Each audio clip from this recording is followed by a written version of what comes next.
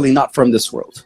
And then that's when you begin to realize that you are an extraterrestrial, that you are an angel in human form, a celestial. And I came to that realization years ago, that I was, living among mortals. But I also knew that I wasn't the only one. I knew that there was millions of me out there. And here we are, gathering the tribe through social media. Yeah, it's wild, man. I think I don't know if it's the guy that invented Kundalini. It's probably been around for a long time, but I know there was a guy that popularized it in America, and he went to Woodstock trying to explain to people that, like, you don't need all these drugs.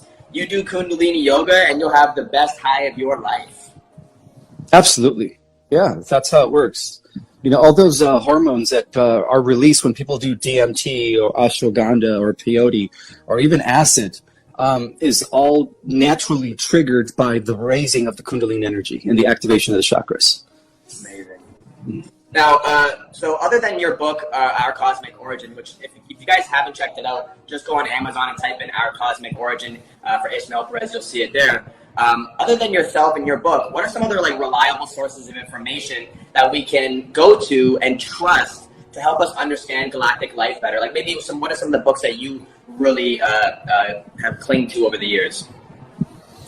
There was this book by J.J. Hortek called The Keys of Enoch, the Book of Knowledge. Very, very, the information is dense. Not everyone could understand it, but it really ties everything together. It doesn't really go into detail about the galactic history, but it does it in a very advanced metaphysical and scientific explanation about the different, civilizations, the Brotherhood of the Light and the Brotherhood of Man.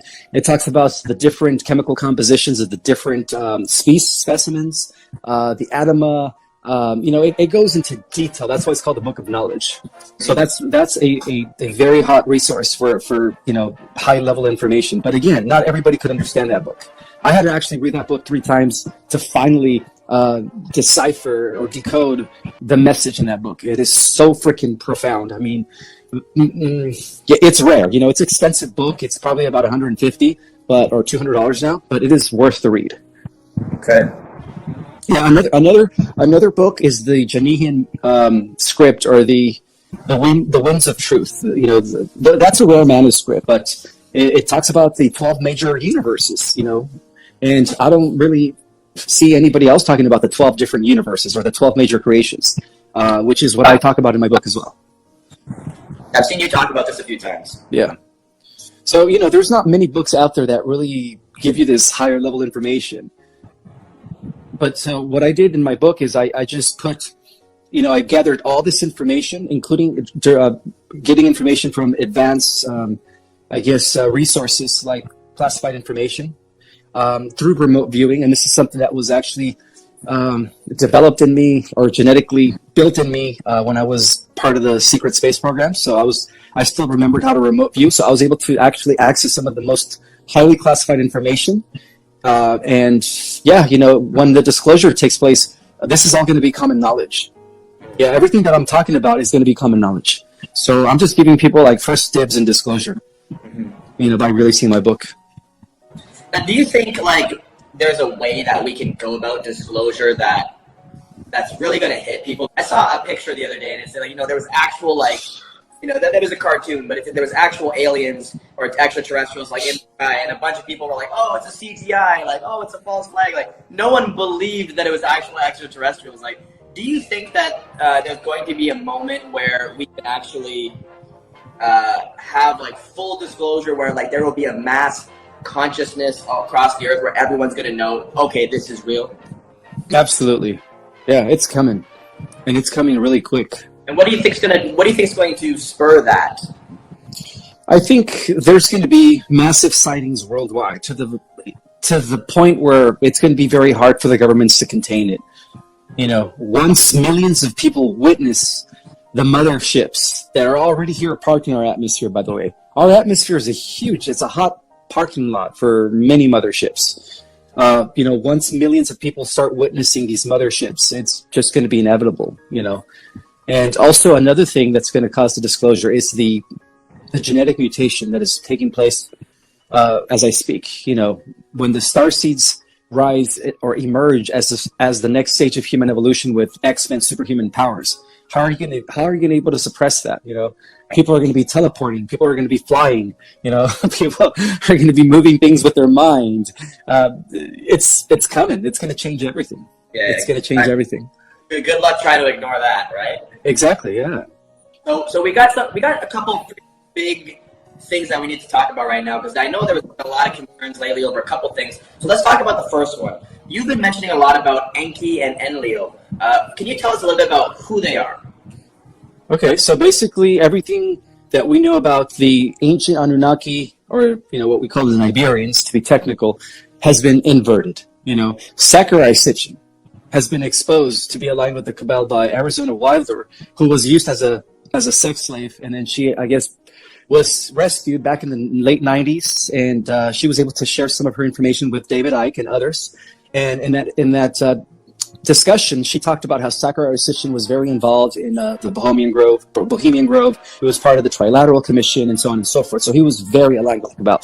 And it's so funny because he's the only linguistic scholar that was able to translate those tablets. There wasn't anybody else that could actually translate them. It's funny how they only appointed it to just one person, right? No other scholar had access to even attempt to translate the ancient Sumerian tablets. So what it boils down to, Bo, is that we've been lied to. Everything's been inverted.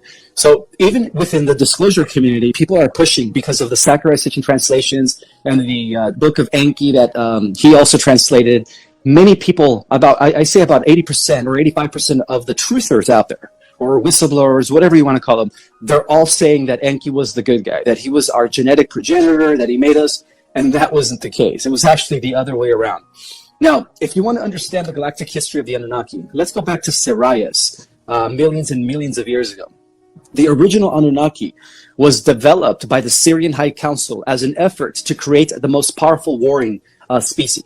And what they did is they mixed the genetics of the Lyran feline royalty that came from Lyra with an advanced etheric race that operated from the center of the galaxy to create this advanced super race. And that's how the original Anunnaki was developed. It was part of the coming together of the royal house of Sirius with Lyra. And so that's why they are called the galactic royal bloodline.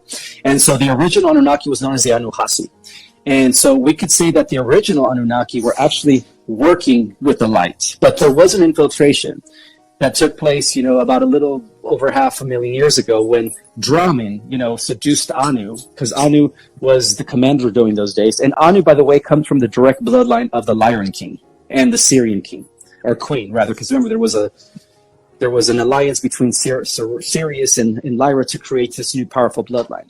And so what happened was the Draco decided to infiltrate the Iberians by having Dramin seduce Anu when he was drunk into having a child with her, and then that's how Enki was born. So Enki was pretty much the infiltration. And when we look at history and we even study mythology, we hear about these monstrous-looking creatures, these hybrids that existed during the times of Atlantis, that were not necessarily, humans, that were something else. That all happened. Say that again. These giants. Yeah, the giants and all that stuff. Yeah, that was all done by Enki, by the way. The Nephilim. The reason they were called the Nephilim was because they were actually known as the Igigi, and they were located in the Mars colony back in those days, and they were under the direction of Enki, and they were forbidden by the order of the Council of Sirius to, integrate or to have intercourse with the women of Earth, and so they broke that. Oath, and they decided to have kids with, the women on the Earth in order to corrupt the original bloodline of Adam, and so that's what gave us the giants and all these other hideous-looking creatures that were eventually wiped out during the flood and other cataclysms. By the way, everything happens for a reason. Again, everything's been inverted. History is not what it seems to be. So Enki was also the guy who was in charge of all the abominations. And what I mean by abominations is that he was conducting some uncontrollable genetic experiments that we have recently been actually doing again within the private sector, in the shadow government and stuff. But he was the one that started that in Atlantis. And so, all these different specimens that he created were a mixture of humans with animals and different alien groups, and to God that was an abomination. Right. So he was known as the abomination of desolation. And then meanwhile, I've you actually know, heard of this before, where that was like, you see things like a cyclops or centaurs and things like that, where it's like a mixture of like a horse and a human. Like, we look at them now as mythology, but a lot of the books that I'm reading on this now are saying that actually could have been a very real thing. And it sounds like what you were saying, right? Like that this Enki character was the source of this. correct. Yeah, he was. He's the one who created the Cyclops, the 100-arm man, which were a bunch of giants that fed off of humans. And when we look at the Greek version of who Enlil was, he was Zeus. He was the chief of the pantheon of the Olympians. And through his lineage, we had the heroes of old. So heroes did exist in ancient times, and they were of the descendancy of Zeus. Perseus, Theseus, Hercules, they were all real. And they were very instrumental in the defeat of all these genetic experiments that were done by Enki in order to preserve and save the human race. And now we're living in a time where new heroes are going to emerge through the descendants of Enlil. Now, what ended up happening to Enki, all right, after he left his son Marduk in charge of the Dark Brotherhood, right, when he infiltrated Atlantis and he took over through Babylon, Marduk was Belial Baal, right, Satan, whatever you want to call him. He went off to different parts of the galaxy and he started creating loosh farms with other systems. And so to the galactics, for the last 5,000 years, Enki has been doing that. And so he was recently kicked off about, I think 1,000 years ago. He was actually escorted out of our galaxy. But unfortunately, he recently returned within the last 10 months, and man, he is up to no good. Now he's not even a biological specimen. He decided to integrate with technology, so he upgraded himself by becoming a cyborg. And so he represents that part of the Luciferian Brotherhood we call the embodiment of the Antichrist. And I've been hearing a lot of stuff recently about like the coming of that, which is interesting. Now you talked about the original like humanoid Adam. What makes him that way? What makes that original bloodline special, I guess, or unique? Because it was uncorrupted and undiluted. It was a perfect angelic, it was the original angelic human species, our ancestors, that were developed during the times of Lemuria. And, we could trace our origin to them. And they were part of the completion of this intergalactic experiment that's been going on for billions of years with the admixing and intermixing of different genetics from across the multiverse. So the Anunnaki were also part of that experiment, by the way, as to why they were powerful in their time. But the Anunnaki failed to inherit the God Source gene, but we did. So that's why we are going to be more powerful than them once we activate. And it's even been revealed in the ancient manuscripts, before their translations, right? According to the real oracles, it talked about how, there was going to come a time where the gods and the goddesses would return to the earth, but it didn't say from the sky. It didn't say that at all. It said that they would emerge from the already existing Homo sapiens sapiens, which is awesome. In other words, they were trying to, indicate that there would be some sort of genetic mutation that would allow for this new breed to emerge as the next stage of human evolution. So I have a question for you about this, because when I think about extraterrestrials, I tend to think about them in like not necessarily just the physical form like we see it, but there's some of them that are energy beings. There are some of them that are interdimensional beings, so we may not even be able to perceive them in this dimension.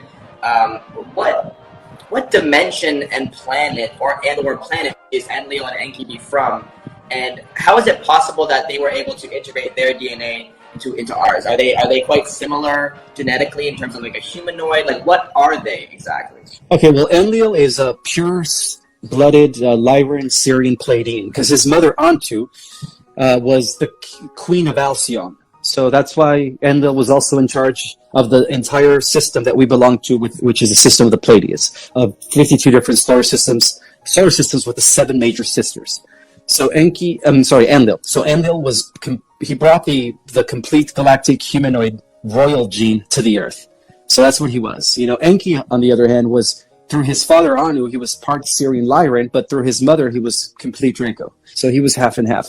However, his son Marduk, because Enki did have a son with Damkina, who also came from the galactic royal house of the Siakar, which, is the Draco, then, you had Marduk. So Marduk is, you could say he's 75% Draconian and only 25% angelic Lyran Syrian.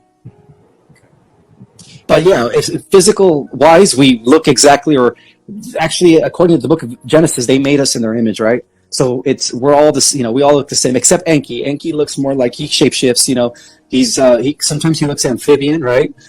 He could also adapt to live in the oceans, right? Well, that explains his version of Poseidon, right? Well, he was the Greek translation of Poseidon. Enki is Samuel Poseidon. Zeus was Enlil, Jehovah, Yahweh, whatever you want to call it. And so Enki looks totally different than humanoid. Yeah, sometimes he could look like a dragon, and then sometimes he could shapeshift back because he's 50-50. However, Enlil Zeus has the ability to change and transform into an eagle. If you read mythology, there was various times where he would, change his appearance into an eagle, and then he would descend and he would impregnate one of the queens, and then he would ascend afterwards. But that was done because he was a seeder. He needed to proliferate his genetics. Otherwise, the heroes of old wouldn't have existed, right? That's what gave birth to the demigods. I was just thinking about this. How would I know? How would I know that? I don't live beside an Anunnaki something, and then to hear you say, well, it might just be a bird, and I was like, oh, that's interesting. Imagine though, as a woman, bird flies down, and all of a sudden you're pregnant with the next Jesus or something like that. That's an unfortunate situation. Well, that was how Perseus was conceived. Perseus, and when we read the Greek translations of Perseus, he fought that one sea monster, right, with many heads, which was created again by Enki. Enki was the reason why all these abominations existed during ancient times. Well, you had mentioned in one of your videos that there's been women disappearing. Well, it's not physically disappearing from Earth. What's happening? Are people reporting this, and where is this happening? Okay, it's not necessarily just women, anybody. It's actually women that claim to be galactic emissaries for the Galactic Federation of Free Worlds. And these are women who are willing, who are actually conceding to the abductions by Enki. They're developing personal relationships with Enki, but they're also being deceived by Enki. They're doing it under the guise that Enki is restoring the Holy Grail genetic blueprint, which is supposed to, bring the cures to all diseases on Earth, which is a lie. So they have been, deceived through his energetic charm and manipulation, and have been taking aboard his mothership. He has two motherships. One is a spherical, metallic, alloyed-looking, and the other one is a bronze, spherical, metallic-looking ship. So he's taking these women who are volunteering to go, to be part of his mothership, so that he could actually use their genetics to infiltrate the Galactic Federation of Free Worlds. And what I mean by that is that the piloting and security systems and the navigation systems of the Galactic Federation fleets could only be accessed through galactic human source codings. So, in other words, when you put your hand on the panel, you could actually turn on the entire ship. But no Draco, no Zeta, or no negative regressive have access to that, because they don't have the galactic genetic blueprint. So what Enki's been doing is he's been extracting Pleiadian and galactic DNA from these volunteered women in order to infiltrate the Galactic Federation of Free Worlds. But the Council of the Guardian Alliance, who oversees beyond the Galactic Federation, has stopped him from doing so. So what's happening now is that he's not fully achieving, his attempt, his endeavor to infiltrate the Galactic Federation and bring the galaxy back to his control. But at the same time, he's also using the genetics to create another abomination by admixing it with advanced AI, Draco, insectoid. And so he's creating a different version of Human 3.0. He calls it the Draco Anunnaki Drone Cyborg Soldier. And that is another abomination that he's developing right now. But from what I understand is that that reality is not going to be an issue until 1,000 years from now. So we are going to still witness and experience the solar flash, where all evil is going to be eliminated. And we're going to have 1,000 years of peace. But unfortunately, at the end of 1,000 years of peace, we're going to have to face that abomination. But we do win that war, because at that point we're using our dormant DNA, and we're like the most powerful beings in the multiverse as we step into our power and our role. Somebody was asking, what can women do to protect themselves in this type of environment? Well, the best thing to do is invoke the protection of Michael every morning, ground yourselves, and see yourself enveloped in a sphere of energetic, in a sphere of a bubble, an energetic bubble. And also make sure that you invoke the protection of your guides, your ancestors, and of course, Michael the Archangel. And if you do that every morning upon waking up, there is no way that you're going to, none of these negative entities are going to have access to you. I love that. Love it. We're getting a lot of questions about this right now, actually. And so we'll dive right into it. Have you heard of this thing about September 24th? There's been a lot of talk about this day being an important day. Can you explain that a little bit? Yeah, a lot of people have DM'd me about, they want me to make a video about the 24th of this month. But, I looked into it. I asked, the galactics that I work with, and they told me that nothing's going to happen. That's just another day to create, mass fear. So no red flags, if anything, expect EBS, expect the changeover into the new financial system, which is a good thing for humanity, if anything were to happen. But as far as like a red flag or, something like what they call a Carrington event, a major catastrophe, that's not going to happen. I can assure you. Okay. One thing I found has been really powerful, they've even done studies on this, is the power of group meditation and how that can actually shift things, even like lower the crime rate in certain areas and things like that. So I thought it would be really interesting, since we have over 300 people on this live, to just, as a group, we're going to just do it really, really short, maybe about 15 seconds. But let's just take a moment to close our eyes and use the power of our minds and our imagination to shift timelines. Okay, so we're going to see ourselves where we are now. We're going to release all of that fear. Again, do this as a group, everybody. Release all this fear. Release it from your heart. Nothing can hurt you. Nothing can harm you. You are a divine being who is infinite and eternal. Okay. And let's take about 10 to 15 seconds to just put tons of love in the air, love into the area that you're in, and let's shift and jump timelines to a place and time where none of that could be possible or true. All right? Let's go.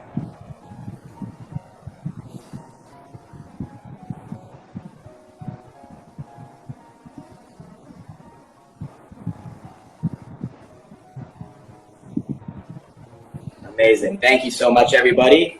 Let's send out love to the world, and let's get right back into this interview.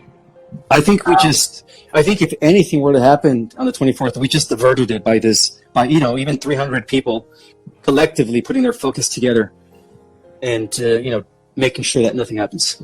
Absolutely. I think we averted it, yeah. Absolutely. That's amazing. And I think that's what we can do. We literally just jump into a different timeline with the power of our mind. We are really gods and goddesses. Okay. So, the other question I want to ask you, I've always been curious about this because, you study a lot of things that are up in the sky and, other dimensional, right? That, like, let's say if somebody is more of like a, really just locked into the world of the 3D and they're, typical, need to see physical evidence scientist people. What out of everything you've learned about galactic life, what's one of the things that's the most practical piece for you that now changes your day-to-day in a positive way? Like, what is something that you learned that now today your life is better and in a concrete way as a result? I wake up every morning with gratitude in my heart. And I also don't, I live in the eternal now. I don't live in time anymore. Time doesn't exist to me anymore. And that's why I believe, if you really believe that, you will literally stop aging. The reason we age is because deep down inside subconsciously, somehow we all conceded that time was real. But the moment we stop believing in time, guess what? We stop aging. So that's what I do now. With all this understanding that I have, all this knowledge, I live accordingly. I live like extraterrestrials live. They don't worry about time. They don't get up in the morning and think, what am I going to do? They just stay centered and they live in the now. And they just go with the flow, and they are directed by energy. So they know where they need to go and they know what to do because of that. internal guidance system. So I live like a multidimensional being now. I don't live like an Earth human anymore. Well, you know, it's interesting. I read a book recently about near-death experiences that was written by a doctor, and then another one about near-death experiences written by a scientist. And, you know, what they found interesting was that in the studies that they've done, these controlled research studies, people who experienced near-death experiences, so people who became aware of what was on the other side and had that expanded view, not only them, but people who heard about near-death experience, who heard about their friends' experience, they have all had an increase in positive mental health, right? Because it's like when you really realize what's going on behind all of this, if you lift the veil of reality and you look underneath, it's like, oh, it's amazing, right? And so I think, you know, having that information, it definitely, like you said, it fills every day with gratitude, and that's such a beautiful, beautiful thing. You know, speaking of that, you know, we're just going to quickly ask you on this one, you know, what do you think happens after we die? Is it the end? You know, does our consciousness go somewhere else? Do we reincarnate? What are your thoughts on that? Death is only a transition. You know, depending on whether you learned your lessons or not in this temporal reality, you either come back or you move on to the next level. And the next level could be the fourth dimension or the fifth dimension. So as long as you are mastering your current reality, you know, if you are, how can I say it? If you are reaching higher levels of consciousness while you're in embodiment, then you move on to a higher dimension.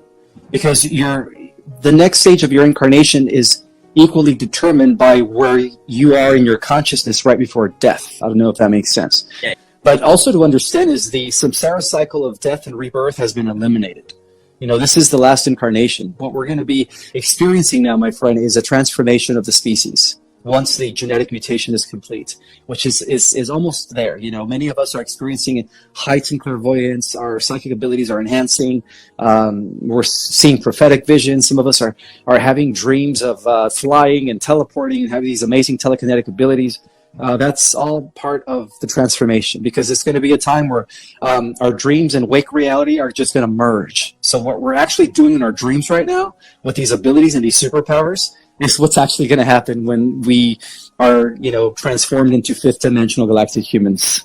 Now, I know a lot of people are probably very excited about the potential for this reality, that they're thinking a lot about this, and I know a lot of people are like, well, let's speed it up. How do we get there? What are some things that people can do to assist and participate in the anchoring of these new energies on Earth? Be an example.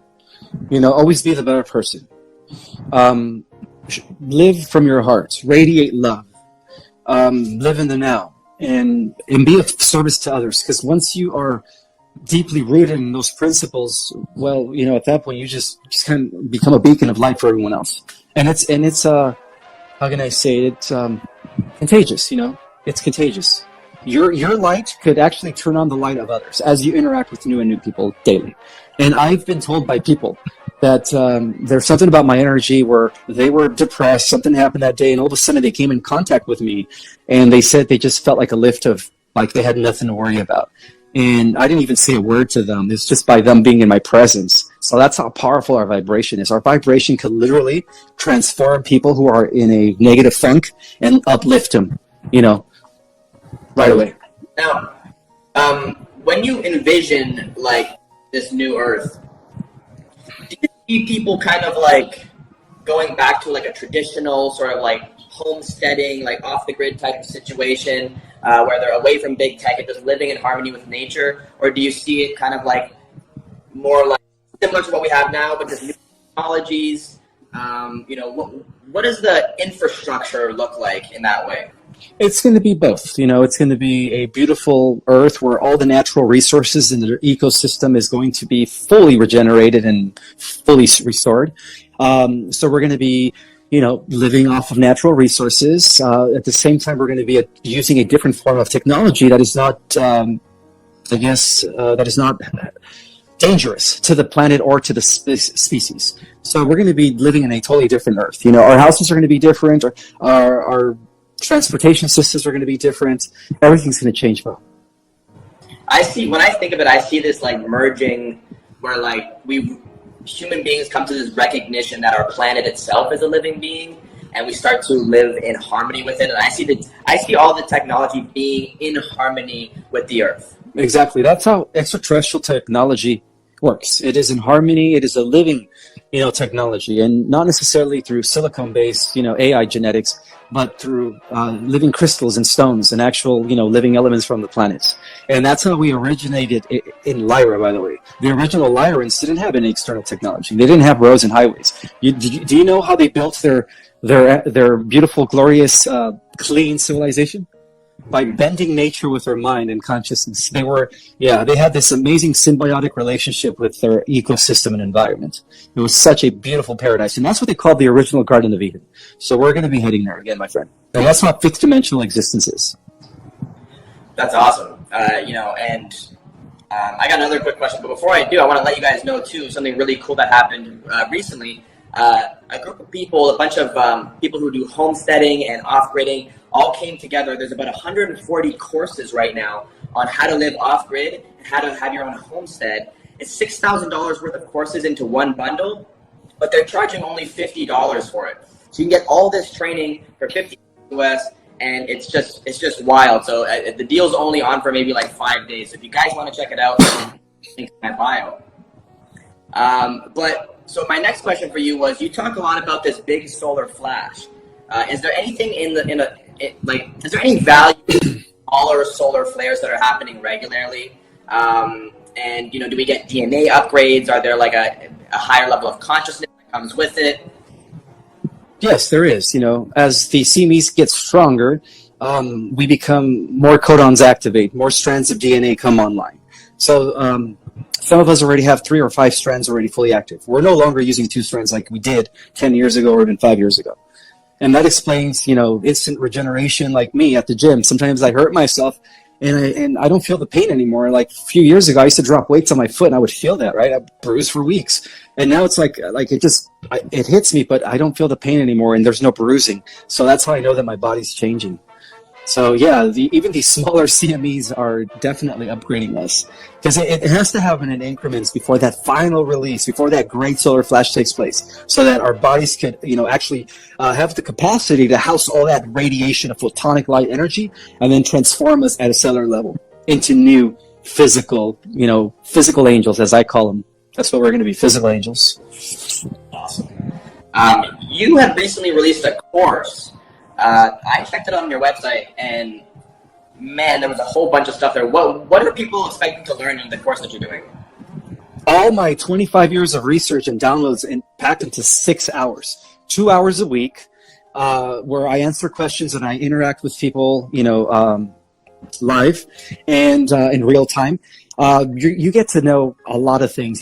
We go into detailed about everything, galactic history, different dimensions, the different star races, where they come from, their qualities and characteristics, to see where you resonate with. We talk about the multiverse. We talk about the organization of cosmos. And then most importantly, at the end of the course, I teach people my Kriya Yoga technique so that they can begin to access their own Akashic records and galactic self and get their own downloads and stuff. So I teach people 2 advanced methods, meditation methods. So that's what I do in the course. That's what I provide. It's all that. Well, that sounds awesome. That sounds like you're giving people the tools that, the knowledge and then the tools for the actual awakening. So that sounds really valuable. And you're also you're there live in this course. Oh yeah, absolutely. We're interacting, just the way me and you are talking, except anyone who takes my course could ask me as many questions as they want. And, I'm talking to them in real time. That's awesome, man. That's awesome. But the only thing is, it's my course is booked all the way to the end of the year. We just opened up the January class. So if you guys want to, sign up, I would sign up now, because I would say a week or 2 from now, the January class will probably be booked as well.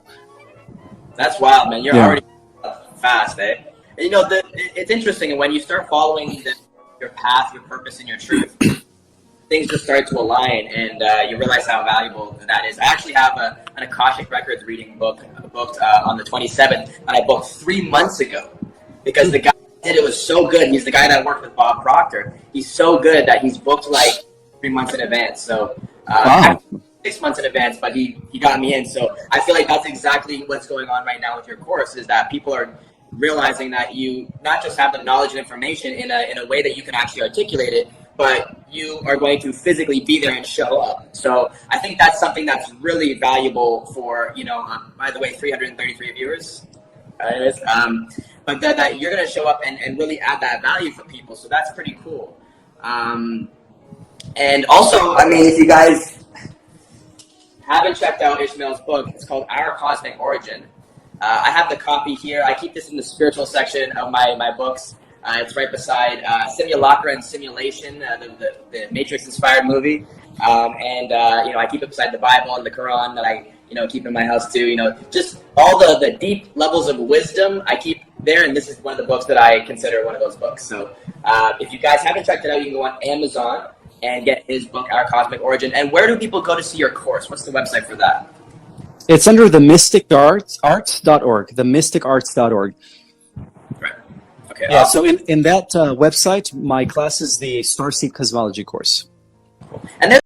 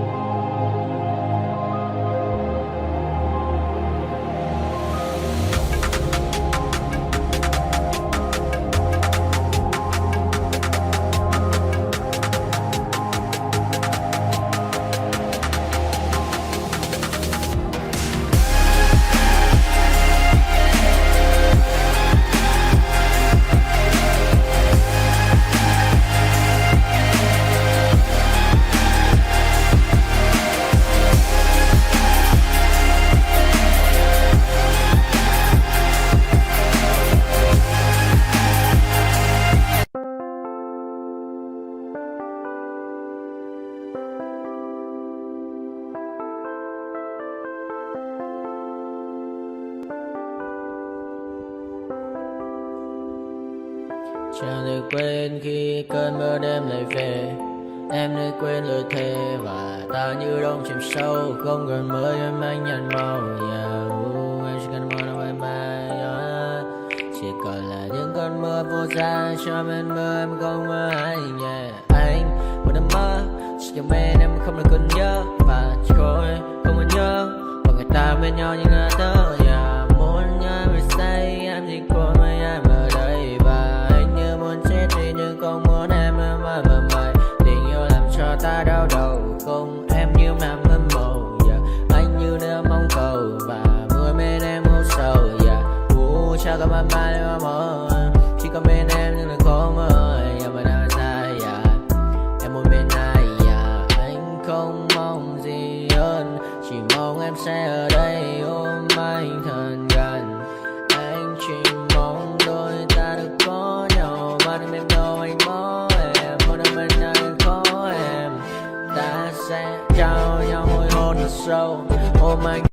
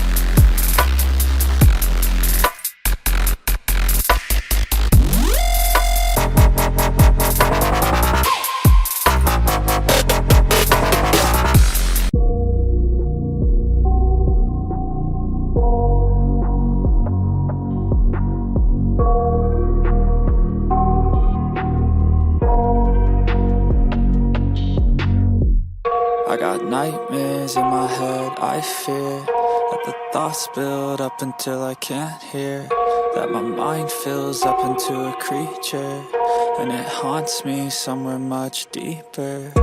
Anxiety, filling up every space, no privacy. And silently, it could build and build until you finally see, whoa, it's taking over, damn no closure, moving closer. No exposure, I just wanna be a loner. Some can't stay sober, looking over all their shoulders, like moving boulders just to get out of the home. It sucks, I've had enough, I don't wanna feel the stuck under the rug, all my problems that I shove. I got nightmares in my head, I fear that the thoughts build up until I can't hear, that my mind fills up into a creature, and it haunts me somewhere much deeper. I got nightmares in my head, I fear that the thoughts build up until I can't hear, that my mind fills up into a creature, and it haunts me somewhere much deeper.